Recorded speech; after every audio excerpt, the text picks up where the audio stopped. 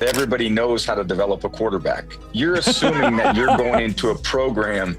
I mean, I'm telling you, there's a lot of people who have no idea what they're doing when they're tasked with coaching a quarterback or calling an offense. So are you saying, I mean, just like we rank quarterbacks 1 to 32, do you rank offensive coordinators 1 to 32? Do you rank quarterback coaches 1 to 32? Well, what if you have the 32nd ranked coordinator in someone's mind, or the 32nd ranked quarterback coach? How is he getting a level of development that the guy who's first in the NFL, which was frozen? Tom Brady recently accused the Cleveland Browns of undermining Shedeur Sanders. Yes, undermining the greatest of all time. Essentially stated that Cleveland lacks the ability to develop quarterbacks, and they knew right away who he was referring to. Brady revealed the unpleasant reality in a single interview. Some teams are preparing young quarterbacks for failure rather than failing to develop them, and all eyes were on Cleveland when he said that. Because Shedeur Sanders was never given a fair chance, if Brady is correct. He was cast into disarray, held accountable for the outcomes, and abandoned, alone. The same question is now being asked by everyone. Did the Browns ruin their own prospects in the hopes that no one would notice? The local Cleveland media keep going relentless on Shedeur. He entitled, distracted, developing slow, can't learn the playbook, not getting practice reps with the scout team, not getting practice reps at all. But what if I told you? Then don't none of that got to do nothing with foot. This goes deeper than people realize. If y'all ain't seen it, Tom Brady came out on Colin Cowherd. Now this is pertaining to the Browns saying they developing quarterback. It began subtly, just like any other segment on the Colin Cowherd. Brady was meant to discuss quarterback development. He didn't say anything noteworthy or provocative, but then he suddenly said something that made the internet go crazy. When given the responsibility of teaching a quarterback, many people are clueless about their role. One statement was all that was required. NFL fans made the connection in a matter of minutes. Everyone claims that Cleveland Shedeur Sanders, a rookie, is having trouble adjusting. Brady didn't need to mention names, but he chose not to. He discussed things like coaches who were ranked 32nd out of 32, how young quarterbacks were not given any meaningful direction, and how organizations were feigning to develop talent while destroying it from the inside out. Most viewers thought it sounded similar to a tirade against the league. However, it sounded personal to Browns fans because that's exactly what's been going on in Cleveland. A young quarterback who has been regarded more like a problem than a project, chaotic coaching, and confusing messages. Let's give him a chance. Let's give him a chance with the play calling. You know you have an offensive line that isn't playing that well. So what do? Why not just play the short game so he can get the ball out of his hands very fast to run a competent goddamn offense? Outside of that, Shedeur has to be better in understanding that the offensive line that you're working with right now is not adequate. Why not allow the players that are competing for a job, in this instance, Shedeur Sanders, to finish off the 2 minutes? The response was immediate. Twitter was inundated with clips from the program. His statement began to be intercut with video of Shedeur watching drills from the sidelines. By the end of the day, NFL Twitter was trending Brady's expose of the Browns. It was a warning shot as much as a critique. Brady was expressing what athletes have been muttering for years. The league doesn't have an issue with player development. It has an issue with coaching. Cleveland has made quarterback drama a yearly occurrence. Every season, the same catastrophe occurs despite new coaches, new methods, and new promises. Every offseason, they seem to push the reset button and refer to it as development. It's even messier behind the scenes. Players discuss their ongoing playbook and meeting confusion, adjustments, and a lack of consistency. According to one coach, we're building. Someone else adds, we're evaluating. Translation, Shedeur. Sanders is suffering since no one is in agreement.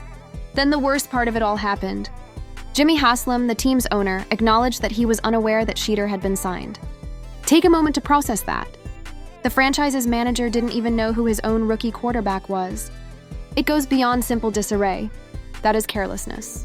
The Browns consistently assure fans that they are producing the next great quarterback. But when your entire leadership structure is unaware of what's going on, how can you help someone grow? This isn't a rebuild. Wearing a headset, it's anarchy. Brady is now the reason that turmoil is at last in the public eye. But I'm going to answer this question by saying Shedeur Sanders.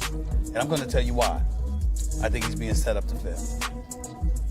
That's right, I'm going to say it. Okay. Here we are on national television, right? There's been 11 practices, if I remember correctly.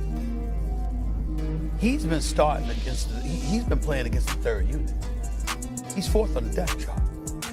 And then suddenly you throw him into the start lineup, and he hasn't had any reps with the first team at all. Think about that. So you're just gonna throw him to the wolves like that, huh? I mean, you know, if he had first team snaps in practice, I don't say that. When you consider how Cleveland has handled Shedeur Sanders, it's difficult to avoid seeing a setup. He's hardly received first-team reps before being thrust into drills with the third unit. And then all of a sudden, he's thrust into live action and told to prove himself. This is where it stops being theory and starts becoming reality. No chemistry, no rhythm, no planning. That isn't progress. That is opportunity camouflaged as sabotage.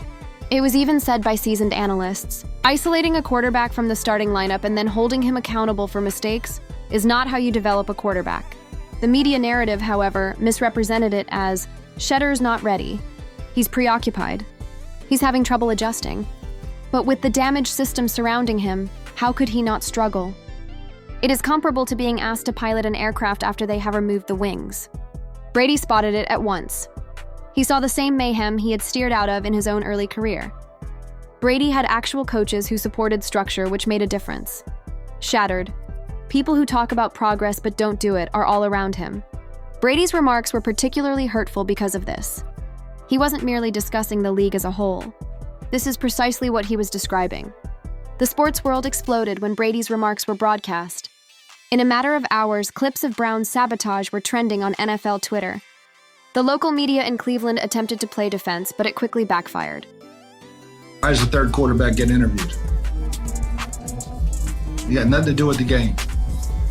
Okay, it's all for media clicks. And, he's a heck of a personality, but the personality can't come out until you do something on the field. And, it's a big week for Dylan Gabriel and a big week for the Browns. I mean, making that transition for him even be available to the press. I don't know why he's doing it. You tell me, you know how that works. Is that the front office? Is that the comms team? Like, who's putting him out? So we're saying it's not really on him. We have to protect him. He's a young player. Yep. Why are we making him available? Exactly. To me, I mean, there's no sense to have him. They attacked Shedeur, accusing him of being entitled, distracted, and unprepared for the pros, rather than considering Brady's argument. Traditional deception. Protect the system, blame the gamer. Fans, however, didn't buy it this time. Each quotation, each clip, all of Brown's employees' side remarks began to seem dubious. What prevented Shedeur from playing for the first team? When the team claimed he wasn't part of their plan, why was he doing interviews? Furthermore, why did the proprietor sound like did he not even know the child existed? It took a turn for the worse when Stephen A. Smith intervened. He wasn't merely in agreement with Brady. Using the term entrapment, he claimed that the Browns didn't give Shedeur an opportunity to be successful. They set him up for failure. And the tale ceased to be a rumor when one of ESPN's most reputable experts, Louis Riddick, supported it with statistics about reps and coaching structure. It turned into proof. Because of the obvious trend, many were for the first time viewing the Browns as responsible rather than unlucky. If a team consistently produces quarterbacks who never mature, perhaps the players aren't the issue. Brady wants everyone to hear this section. Nobody in the NFL likes to acknowledge this fact. Players are publicly ranked, evaluated, and cut. Coaches receive justifications. Brady was spot on. QBs are ranked 132 by everyone, but what if your coach is ranked 32nd? He's right, and the statement struck like a sledgehammer. There is no magic in development. It involves organization, repetition, and guidance. Additionally, your career may suffer if your quarterback coach or offensive coordinator is incompetent. Disappear before it begins. Here's the worst part, though. They are never measured. A read is missed by the quarterback. It is a national story. The wrong scheme is called by a coach. It's a step in the procedure. Brady revealed the double standard there. And Cleveland is experiencing precisely that. Like a malfunctioning carousel, the Browns have been going through offensive mines. Additionally, a new quarterback is blamed every year. Because the accountability never moves up the ladder, the pattern remains constant. Brady delivered a straightforward yet terrible message. Elite status is unattainable. Outcomes of mediocre coaching. A quarterback who has never received proper instruction cannot be judged. This isn't about Shedeur's talent, which is why his predicament hurts so much. It concerns the system that is intended to fail him while acting as though it's beneficial. Then followed the comment that made a negative impression into a major scandal. Jimmy Haslam, the owner of Brown, jokingly acknowledged that he was unaware of Shedeur Sanders' signing. Not misspoken, not forgotten. He stated unequivocally that the coaching staff made the decision and it wasn't his. Take a moment to process that. The owner of an NFL team that spent millions on quarterbacks was unaware that his team had signed one of the nation's most talked about prospects. That's not being a leader. Chaos in a suit is what that is. All of Brady's arguments now made sense. How could anyone lower in your organization ever develop a quarterback effectively if the top is unaware of what's happening? It's similar to managing a business when the CEO is unaware of the recent hire. The Browns attempted to spin it along the standard PR lines of shared responsibility and faith in the process. But it was worse because of the timing. It sounded more like a cover-up than confidence, especially following Brady's remarks. The fans took note. Haslam's comment now became more than a blunder. It demonstrated that no one in Cleveland is truly directing the vessel. Brady did more than just reveal a weak team. Because this isn't just about one quarterback anymore, he revealed a dysfunctional hierarchy. It's about a whole franchise acting as though they had a plan, but in reality, they've been winging it the entire time. After Brady finished speaking, Cleveland was put on the stand as the court of public opinion opened. Overnight, everyone on Reddit, ESPN, and Twitter became an investigator. Practice video clips, spectator responses, and even body language were being examined one frame at a time. Suddenly, everything the Browns did seemed questionable. Shedeur rarely took first-team reps, as fans observed. Analysts drew attention to odd media decisions, such as the decision to make a third-string quarterback available for interviews following a defeat. Everything didn't make sense unless you accepted Brady's hypothesis. At that point, popular opinion changed. Are the Browns setting him up before it was scheduled? The internet made the connections more quickly than the team could make announcements. Conspiracy theories become popular subjects. Posts criticizing the Browns' phony growth were even liked by players from rival clubs. Suddenly, this was no longer a Cleveland-specific story. It made national news. Since if fans will begin sniffing around when the GOAT thinks something doesn't smell right? And it appeared uglier the more people dug. Shedeur wasn't merely performing poorly. He was blamed for the fallout after being isolated, shut off from top representatives, and given no consistency. That's all it takes in the social media age. One rookie's difficult start was transformed into a public trial by a single Brady comment. This time, the franchise was being judged, not the individual. This is what makes it even more difficult. At one point, Tom Brady was Shedeur Sanders, a late-round selection, disregarded, questioned, and not given repetitions. The football world ignored him as he sat, waited, and studied in silence. The sole Brady, on the other hand, had coaches who genuinely valued growth. Brady was not only assessed by Bill Bitch and Dick Rabine, they also helped to develop him. They provided him with accountability, patience, and structure. When his quarterback coach Belichick himself filled the position after he unfortunately passed away during camp. They took development very seriously. Now contrast it with Cleveland. Shedeur is in the same role as Brady, but his instructors appear to be more political. Rather than advancement, no guidance, no leadership, no mentoring, just meaningless terms like evaluation and competitiveness. Brady perceives that as a tragic irony. He is well aware of how vulnerable a quarterback's formative years may be, and how potential is readily destroyed when no one is interested in fostering it. Perhaps the world would never have seen the greatest of all time if Brady hadn't been properly nurtured. And for that reason, he is now speaking up. He is not standing up for a single rookie. Because he secretly understands what it's like to be undervalued and how easily a franchise can ruin a career before it even starts. He is standing up for the entire next generation. Although Brady's remarks were directed at Cleveland, they had a significant impact outside of Ohio. Because what he revealed affects the whole NFL, not just the Browns. The league selects promising rookie quarterbacks each year. Half of them vanish each year before they have a chance. Why? Due to the fact that the system isn't working properly. Teams talk about development, but in reality, there is anarchy. Every season brings new playbooks. Coaches with egos, no patience, and no consistency. Brady simply spoke aloud what athletes mutter in locker rooms. The biggest blind hole in the league is now coaching.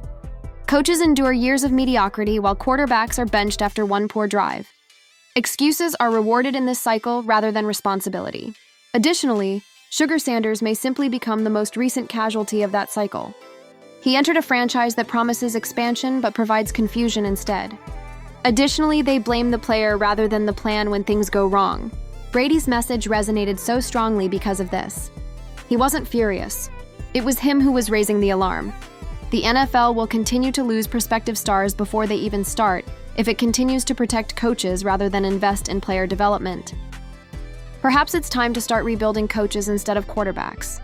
Because who's under center isn't the actual issue in a league that is talent-obsessed. Who is in possession of the clipboard? Therefore, the question now is not whether Tom Brady was correct, but rather how long the NFL can disregard him. Since the best quarterback of all time, you don't dismiss the constant assertion that the system is flawed. You pay attention. No matter how much Cleveland tries to deflect, twist, and deny, the damage has already done. The league as a whole just witnessed firsthand how brittle progress is and how easily it can be sabotaged when those in authority stop taking responsibility. Shedeur Sanders didn't request to be involved in a dispute. All he wanted was an equal opportunity. Perhaps Brady is attempting to give him that. Through reality, not through coaching. Considering that when a legend reveals the system, not a single player is being protected. He is alerting everyone who is still confined, within. This brings us to the actual query. Within. This brings us to the actual query.